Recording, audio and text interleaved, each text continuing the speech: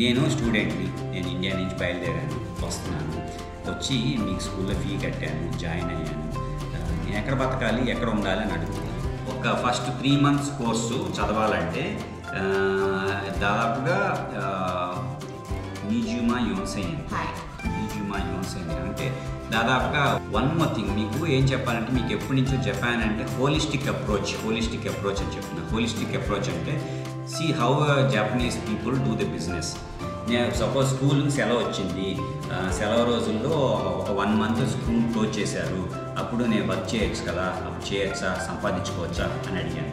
వాళ్ళు already degree అయిపోయిన తర్వాత మళ్ళీ వచ్చి జపనీస్ లాంగ్వేజ్ ఎందుకు నేర్చుకోవాలి?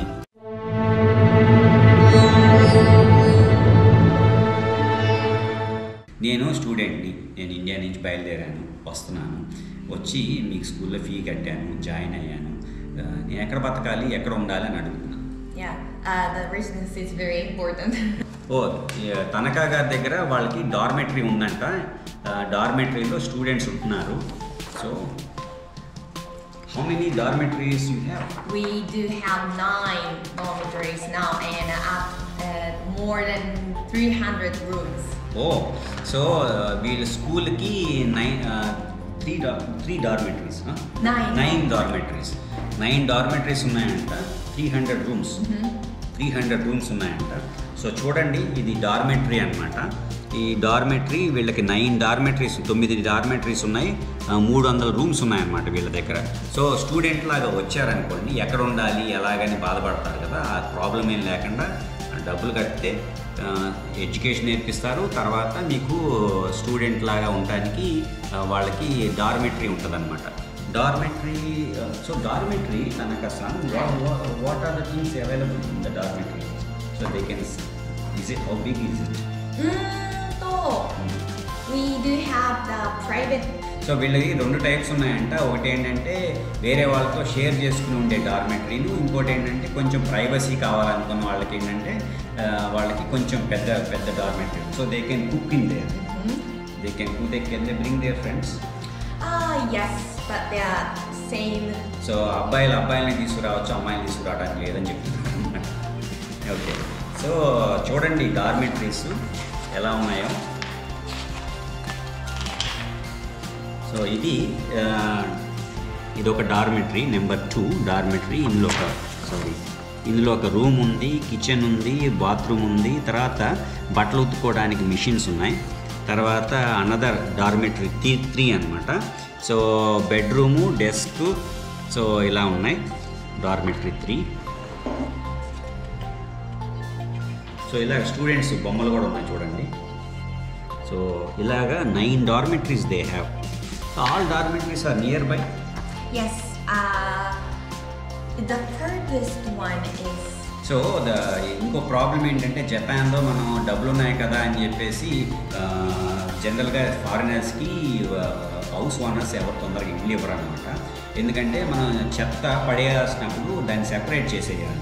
సో ప్లాస్టిక్గా, తర్వాత క్లాత్, తర్వాత వంటలో కిచెన్లో వాడిన ఐటమ్స్ అని పడేయాలి. ఇవన్నీ మన ఫారినర్స్ కొంచెం మంది తెలియదు అనమాట. ప్రాబ్లం అవుతుంది, అందుకని వాళ్ళు తొందరగా ఇవ్వరు. సో ఇలాంటి డార్మెటరీ ఉంటే, ఈ డార్మెటరీ ఉంటే ఎవ్రీథింగ్ ఈ స్కూల్ బాగా నేర్పుతారనమాట. సో రాగానే ప్రాబ్లం లేకుండా మనం ఆ డార్మెటరీలో ఉండొచ్చు. So Tanaka-san, tell me how much it will cost in a dormitory? High. Okay, ఇవేం చెప్తున్నారంటే, ఫస్ట్ జపాన్ వచ్చినప్పుడు ఫస్ట్ ఇనీషియల్గా 3 months కట్టాల్సి వస్తుంది. అది కొంచెం డిపాజిట్లా కొంచెం ఎక్స్పెన్సివ్ ఉంటుంది అని చెప్తున్నారు. ఆ తర్వాత 3 months అయిన తర్వాత 4th month నుంచి రేట్ తగ్గుతుంది అని చెప్తున్నారు. ఇనీషియల్ కాస్ట్ ఎక్కువ ఉంటుంది అని చెప్తున్నారు. So 3 months, how much we pay? It's up to the rooms. 3 months first expensive ఉంటుందని చెప్పాను కదా, అది 3 monthsకి 1,51,000 అవుతుంది అనమాట దాదాపుగా, ఇండియన్ రూపీస్లో చెప్పాలంటే. ఏమిటి అకామిడేషన్ మాత్రం గురించి చెప్తుంటే. So 4th month onwards how it is? 4ヶ月 after 4 months. 4th month నుంచి అనదర్ 3 monthsకి కలిపితే 3 నెలలకి, నేను చెప్తుంది 3 నెలల ఫీజు అనమాట.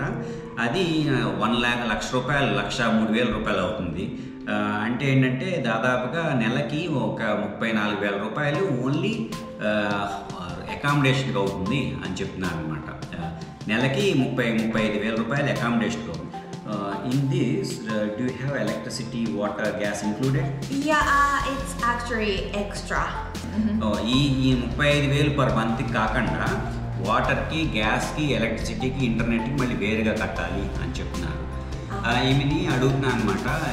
అంత తక్కువేం కాదే, చాలా డబ్బులు అవుతున్నాయి ఇక్కడ. అయితే ఇప్పుడు ఈ స్కూల్లో చదవాలంటే మీకు 35,000 నెలకి రెంట్ ఒకటే కడుతున్నాము, తర్వాత అన్నిటికి వాటర్కి అట్లన్నిటికి కడుతున్నాము.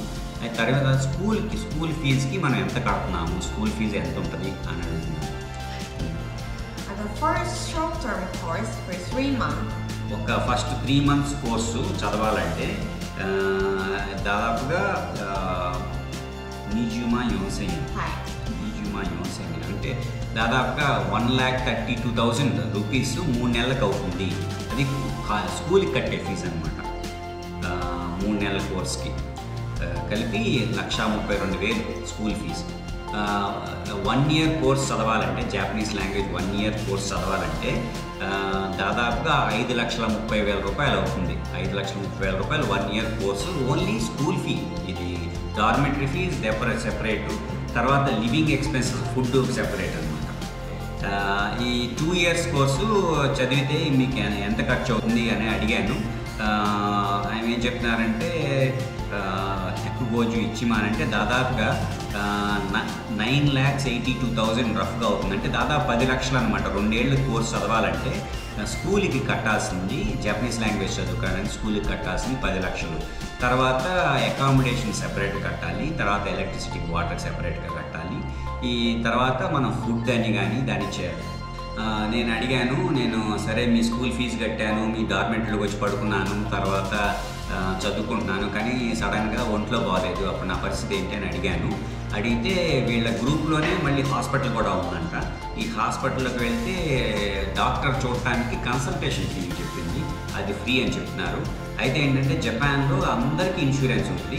కంపెనీలో పనిచేస్తే కంపెనీ ఇస్తుంది అనమాట ఇన్సూరెన్స్. అలా కాకుండా కంపెనీలో పనిచేయకుండా స్టూడెంట్గా వస్తే కొకుమిన్ కెంకో హోకెన్ అంటారు. అంటే ఏంటంటే పబ్లిక్ ఇన్సూరెన్స్ అనమాట. పబ్లిక్ ఇన్సూరెన్స్కి దాదాపుగా 10,000 12,000 నెలకి కట్టాలి. కడితే అప్పుడు హెల్త్ కేరు ప్రతిసారి డాక్టర్ దగ్గరికి వెళ్ళినప్పుడు ఒక 100 రూపాయలు అయితే 30 రూపాయలు మన చేతిలోంచి కట్టాల్సి వస్తుంది అనమాట. వన్ మోర్ థింగ్, మీకు ఏం చెప్పాలంటే, మీకు ఎప్పటి నుంచో జపాన్ అంటే హోలిస్టిక్ అప్రోచ్ అని చెప్తున్నా. హోలిస్టిక్ అప్రోచ్ అంటే see how Japanese people do the business. వీళ్ళు ఏంటంటే మనకి వీసాకి హెల్ప్ చేస్తారు, తర్వాత మనకి చదువు నేర్పుతారు. చదువు నేర్పిన తర్వాత వాళ్ళకి వేరే స్కూల్స్లో మీకు కావాలంటే వేరే స్కూల్లోకి వెళ్తారు. తర్వాత మీకు పడుకోవడానికి వాటికి రూమ్ ఉంటుంది, రూమ్ ఇస్తారు. తర్వాత మీకు డాక్టర్ ఒంట్లో బాగాలేదంటే డాక్టర్ చూపిస్తారు. సో అన్నీ ఒకటే గ్రూప్. అంటే ఎవరన్నా ఒక పని చేస్తే ఎవ్రీథింగ్, ఆల్ ఫెసిలిటీస్, అన్ని ఫెసిలిటీస్ మొత్తం ఒక గ్రూప్ చూస్తుందన్నమాట. దానివల్ల ఏంటంటే వచ్చిన వాళ్ళకి కష్టం లేకుండా, డబ్బులు మాత్రం కట్టాలి కానీ కష్టం అనేది చాలా తగ్గుద్ది అనమాట. ఇది హోలిస్టిక్ అప్రోచ్. ఏ మాత్రం అవకాశం వదలదు, అన్ని బిజినెస్గా అన్నిటికీ అన్ని ఫెసిలిటీస్ బాగుండేటట్టు చేస్తారు. నేను వాళ్ళని అడుగుతున్నాను అంటే చదువుకోవటం ఓకే, చదువు కాకుండా ఇంకేమన్నా జపాన్ కల్చర్ గురించి, జపాన్లో రకరకాల ప్లేసులు ఉంటాయి కదా, వాటిని చూడటానికి ఏమైనా ఉంటుందా అని అడిగాను. For example, up to 28 hours a week. ఇంకోటి మీకు చెప్పడం మర్చిపోయాను, జపాన్లో అంత డబ్బులు ఎలాగ కట్టాలంటే కష్టం కదా. మనం వచ్చిన వాళ్ళు పార్ట్ టైం జాబ్ చేయొచ్చు. కానీ పార్ట్ టైం జాబ్ చేయటం ఏంటంటే పర్ డే మొత్తం 1 వీక్కి 28 hours, అంటే 28 గంటలు ఒక వారంలో పనిచేయచ్చు. 28 hours అంటే రఫ్గా మనం క్యాలిక్యులేట్ చేస్తే ఏంటంటే ఒక రోజుకి 4 hours పనిచేయచ్చు. 4 hours అంటే 1 hour in Tokyo. If you work 1 hour, how much you make? Minimum wage is ఒక గంట జపాన్లో స్టూడెంట్ కానీ ఎవరైనా వచ్చి పని చేస్తే, అంటే మీరు రకరకాల పనులు ఉంటాయి, వాటిలో పని చేస్తే 1 hourకి 700 రూపాయలు ఇస్తారు. 650 రూపాయల నుంచి 700 రూపాయలు. అలాగా ఒక రోజుకి 4 గంటలు పని చేయొచ్చు అనమాట. అలాగా 1 వీక్కి 28 గంటలు పని చేయొచ్చు.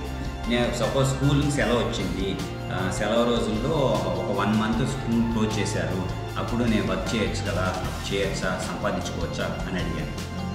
Actually, we don't have like a long vacation. So సెలవులు ఎక్కువ ఉన్నప్పుడు పని చేయొచ్చా అంటే ఒక పీరియడ్లో అయితే కొంచెం ఎక్కువ కాలం హాలిడేస్ వస్తాయి.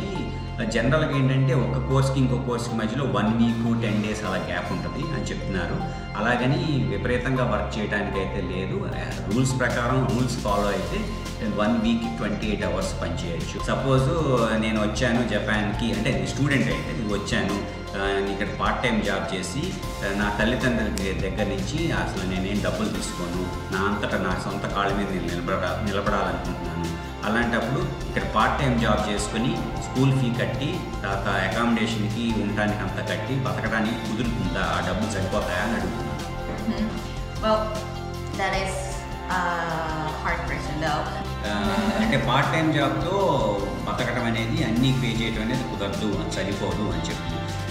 సో మనం ఇప్పుడు రూల్ ప్రకారం పని చేస్తే 28 గంటలు పని చేస్తే 1 hourకి 1000 అంటే 650 రూపాయల నుంచి 700 రూపాయలు. అయితే మనకి మొత్తం మీద 1 monthకి 28 hours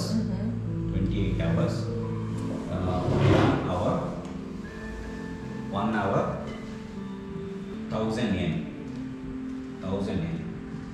1000 yen equal to 650 rupees.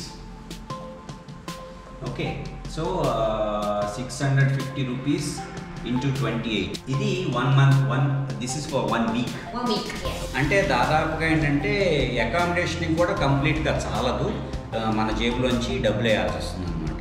అది విషయం. వీసా సంపాదించడానికి జపాన్లో ఈ టోయో లాంగ్వేజ్ స్కూల్లో అప్లికేషన్లు ఉన్నాయంట. రీజన్ ఫస్ట్ ఎందుకు చదవడానికి రావాలనుకుంటున్నావు, తర్వాత financial guarantee, what is the third one? Application form. Okay, ఈ 3 వచ్చేయాలి.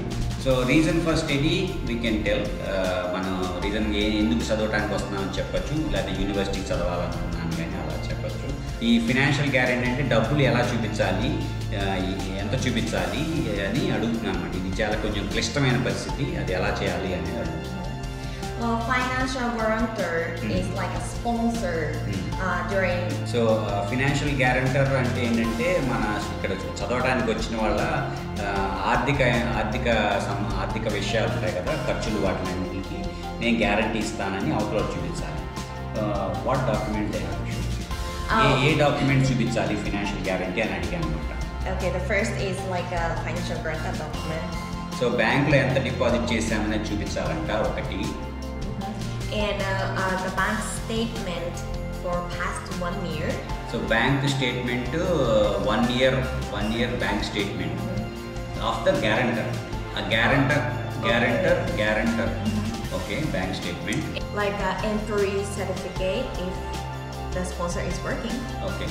ఎక్కడ ఎంప్లాయీ ఎక్కడ పని చేస్తున్నారు, ఆ గ్యారంటర్, ఫినాన్షియల్ గ్యారంటర్ అనేది ఎక్కడ పని చేస్తున్నారో చూపించాలి. ఓకే, ఫైనాన్షియల్ గ్యారంటర్కిను చదవడానికి వచ్చే అబ్బాయి కానీ అమ్మాయికి కానీ ఎటువంటి రక్త సంబంధం ఉంది అనేది చూపించాలన్నమాట. అంటే who can be a financial guarantor? Mostly ఎవరు ఫైనాన్షియల్ గ్యారంటర్ అనేది ఎవరు అవుతారు, ఎవరైతే ఫైనాన్షియల్ గ్యారంటర్గా ఉండొచ్చు అని అడిగాను. Mostly parents. ఓకే, తల్లిదండ్రులు పేరెంట్ ఉండొచ్చు. Or siblings. సిబ్లింగ్ అన్నదమ్ములు కూడా గ్యారంటర్గా ఉండొచ్చు. Uncles and aunties. Uncles, aunties ఉంటారు కదా, మన అంటే మన ఫాదర్ వాళ్ళ బ్రదర్, సిస్టర్ ఇలాగా వీళ్ళు కూడా గ్యారంటర్గా ఉండొచ్చు. మా ఫాదర్కి ఉద్యోగం లేదు, ఇల్లు ఉంది, ఇంట్లో రెంట్ వస్తుంది, ఆ రెంట్ వచ్చింది చూపిస్తాను, దాన్ని బట్టి నేను మా ఫాదరు నాకు గ్యారంటర్గా ఉండొచ్చా అని అడిగితే కంటిన్యూస్గా ఇన్కమ్ వచ్చి ఆ ఇన్కమ్తో ఇక్కడ అబ్బాయి కానీ అమ్మాయి కానీ డబ్బులు పే చేయగలిగితే అది చూపించి ఆ డబ్బులు సరిపోతాయి అనుకుంటే అప్పుడు పర్వాలేదు అని చెప్పారు అనమాట. Okay okay. Why they choose the other countries than Japan?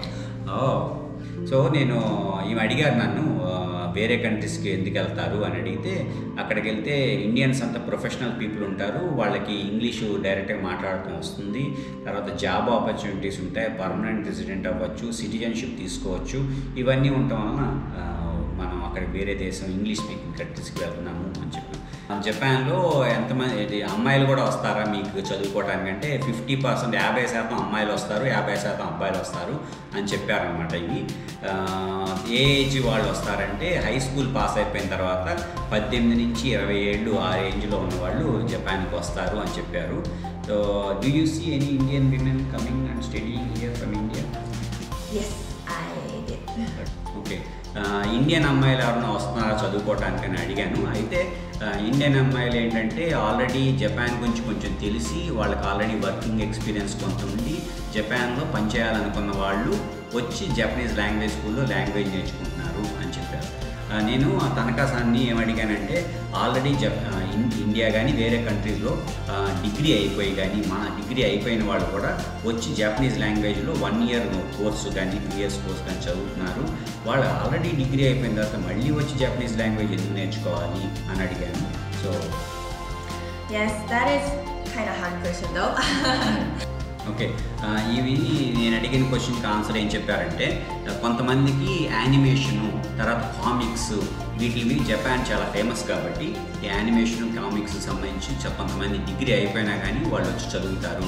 తర్వాత జపాన్ సైంటిఫిక్గా ఏంటంటే శాస్త్రీయంగా చాలా అభివృద్ధి చెందింది కాబట్టి, టెక్నాలజీ బాగా అభివృద్ధి చెందింది కాబట్టి రోబోటిక్స్ అని, తర్వాత బయోటెక్నాలజీకి సంబంధించింది కానీ, వీళ్ళు ఆర్టిఫిషియల్ ఇంటెలిజెన్స్ సంబంధించి కానీ ఆఫ్టర్ డిగ్రీ అయిపోయిన తర్వాత జపాన్ వచ్చి జపాన్లో 1 year అలాగా లాంగ్వేజ్ నేర్చుకొని మంచి మంచి జపనీస్ కంపెనీస్లో కొంచెం మంచి శాలరీ వచ్చే జపనీస్ కంపెనీస్లో వెళ్ళటానికి, లాంగ్వేజ్ అనేది బ్యారియర్ లేకుండా ఉండటానికి వచ్చి ఇక్కడ నేర్చుకొని దెన్ వాళ్ళు మంచి జపనీస్ కంపెనీస్లో వెళ్తారు. అంటే స్పెషాలిటీ ఎడ్యుకేషన్ అనమాట. అండ్ స్పెషాలిటీ ఎడ్యుకేషన్ వర్క్ చేయడానికి లాంగ్వేజ్ బ్యారియర్ అవ్వకుండా ఇండియాలో కానీ చైనాలో కానీ డిగ్రీ అయిపోయి దెన్ మళ్ళీ చదివి మళ్ళీ 1 year వచ్చి జపనీస్ లాంగ్వేజ్ నేర్చుకుని వాళ్ళు ఆ తర్వాత మంచి జపనీస్ కంపెనీ. ఎందుకంటే జపాన్లో పాపులేషన్ బాగా తగ్గిపోయి మనకేంటంటే ఇక్కడ చాలామంది వర్కర్స్కి అవసరం అనమాట, పనిచేసే వాళ్ళకి అవసరం. తర్వాత బాగా బ్రెయినీ పీపుల్ ఉంటారు కదా, వాళ్ళు కూడా కావాలి వర్క్ చేయడానికి. So Australia, America, New Zealand, Singapore, Hong Kong, all English speaking countries ఉన్నా కానీ Japan is a beautiful country. ఇది చాలా మంచి దేశం, అందంగా ఉంటుంది, క్రైమే ఉండదు. శాలరీస్ మిగతా దేశాల కన్నా కొంచెం తక్కువే ఉంటాయి, ఎక్కువ ఉండవు. కాబట్టి ఇక్కడ కూడా మన ఇండియన్స్ కానీ బయట వాళ్ళు రావచ్చు. టోక్యోలో మొత్తం మీద జపాన్లో 40,000 మంది ఇండియన్స్ ఉన్నారు. ఈ ఎదోగావాకు, ఈ నిషికసాయి ఎదోగావాకులో ఆల్మోస్ట్ 12% ఇండియన్స్ ఇక్కడ ఉన్న. దాదాపు 6,000 to 8,000 ఇండియన్స్ ఈ ఏరియాలో ఉన్నారు. కాబట్టి జపాన్ కూడా మంచి ఆపర్చునిటీ. కాకపోతే ఈ స్కూల్లో, ఈ టోయో లాంగ్వేజ్ స్కూల్లో 1 year లాంగ్వేజ్ నేర్చుకొని అప్పుడు మీకు కల్చరు అంతా నేర్చుకుని వస్తే బాగుంటుంది అనేది ఆ కోరిక అన్నమాట. అయితే ఇది నేను ఎందుకు చేస్తున్నానంటే, చాలామంది నన్ను జపాన్ ఎలా రావాలి అని అడిగారు. స్టూడెంట్గా రావాలంటే ఇది టుడే తనఖాసాన్ I'm really thankful to you because of you our people from India, they get a lot of knowledge through you because I want to see more Indians coming to Japan. Yes. Because I always feel comfortable in this country. After 25 years of living here, it's my country. Though I born in India, my heart is in India, my body is in Japan. Sometimes heart and body both are in Japan. So it's very comfortable and good job, good atmosphere, everything is good. And Indians, so many Indians, they are living very happy life. And we have many Indian schools here. We have 800-900 Indian students here. 3-4 schools are there. And most of our Indians, they are working in many famous multinational companies, especially in banking, IT, big companies like Rakuten and all people are working. and they're doing good job because mostly Indians they come here, they are well educated, they have skill set what the world needs. So I want my country people come here, they want to send their children, their daughters, especially their daughters, they need to explore. నేనేం చెప్తున్నానంటే జపాన్లో చాలామంది ఇక్కడ మా Indians చాలా మంచి life ఉన్నారు, మన వాళ్ళంతా బాగా చదువుతున్నారు కాబట్టి ఇక్కడికి వచ్చి మంచి జాబుల్లో చేస్తున్నారు. నా ఉద్దేశం ఏంటంటే మన ఇండియన్స్ కూడా చాలామంది వాళ్ళ పిల్లల్ని ఎస్పెషల్లీ ఏంటంటే అమ్మాయిల్ని పంపి వాళ్ళకి జపాన్ గురించి తర్వాత లైఫ్ స్టైల్ గురించి చెప్పి మంచిగా వాళ్ళ భావాలన్నింటినీ పెద్దగా చేయాలని కోరిక ఉంది అని చెప్తున్నాను. Really thankful. Do you want to give any message to my people? Okay. I wish to see you here in Japan, and maybe to see you in Toyo Language School and study. And please tell that I don't have any relation with your school. Yes. Sai-san and I are first met today, so we don't have any business connection. So I'm willingly answering his questions today. But yeah, he's supporting to tell a lot of Japanese schools. So నాకును ఈ స్కూల్కి ఏ రకమైన సంబంధం లేదు, వాళ్ళ దగ్గర నుంచి నేనేం డబ్బులు తీసుకోవట్లేదు, వాళ్ళకి నేనేమి ఇవ్వట్లేదు. మన ఇండియన్స్కి ఈ విషయం తెలియాలి, చాలామంది ఇండియన్స్ వచ్చి ఇక్కడ ఉండాలన్న కోరికతో చేస్తున్న వీడియో. చాలా thank you very much. And మీకు ఇఫ్ ఇట్ పాసిబుల్ ఇది వెబ్సైట్ చూడండి. Okay, today I gave you some information, but yeah, time is limited. So sorry, but yeah, if you're interested in more information, you can visit our website. This is here, tls-japan.com. Or if you want to directly talk to the staff, you can contact us through email. The email address is info@tls-japan.com. ఈమెం చెప్పారంటే తనకాసాన్ ఏం చెప్పారంటే చాలా information చెప్పాను, but కానీ అంతా చెప్పలేకపోయాను, time చాలా తక్కువ ఉంది మన దగ్గర. అందువలన మీకు ఏదైనా ఇన్ఫర్మేషన్ కావాలంటే ఇన్ఫర్మేషన్ మొత్తం ఇంగ్లీష్లో వెబ్సైట్ ఉంది. ఇంగ్లీషే కాదు, థాయ్ అని, రష్యన్, డిఫరెంట్ లాంగ్వేజెస్లో వాళ్ళ వెబ్సైట్ ఉంది. మీకు కావాలంటే www.tls-japan.com. మీకు ఈవితో మాట్లాడాలి కానీ ఈతో ఏమైనా మెయిల్ చేయాలంటే మీరు info@tls-japan.com దీనికి మీరు మెయిల్ చేస్తే నేను అన్ని ఇన్ఫర్మేషన్ ఇస్తాను అని తనకా గారు చెప్తున్నారు. సో ఎంత ఇంగ్లీష్ వెబ్సైట్ ఉంది, ఈ ఇంగ్లీష్ వెబ్సైటు మీరు చూసి దానిలో ఏంటంటే డార్మెటరీ ఇన్ఫర్మేషను, అప్లికేషన్స్ అంత ఇన్ఫర్మేషన్ ఉంది, చూడండి.